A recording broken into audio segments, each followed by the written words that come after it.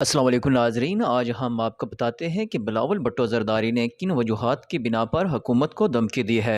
وعدے کیے گئے ہیں وہ وعدے تو پورا ہونا پڑیں گے، ورنہ ہمارے لیے اپنا وزارت رکھنا تو بہت مشکل ہوگا۔ اپنے لوگوں کو سنبھال رہے ہیں اور جو سیلاب متاثرین کے ساتھ جو وعدے کیے گئے ہیں وہ پورا نہ ہو۔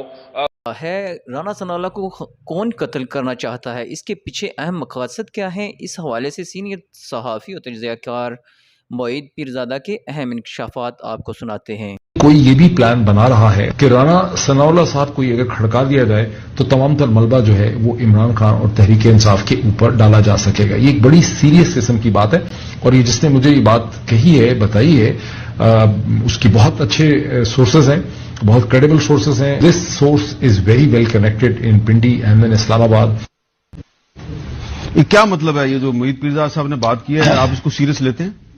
انہوں نے جو بات کی ہے، کیونکہ ذمہ دار آدمی ہیں تو ان کی بات کو سیریس لیا جانا چاہیے، اور میں کسی کے اوپر الزام لگانے یا پی ٹی آئی کے اوپر الزام لگانے کے وہ میرے قتل کی سازش کر سکتے ہیں یا کر رہے ہیں، میں پیرزادہ صاحب سے ضرور رابطہ کروں گا۔ اگر آپ ہمارے چینل پر نئے ہیں تو پلیز چینل کو سبسکرائب کر دیں اور ویڈیو کو لائک اور کمنٹ لازمی کریں۔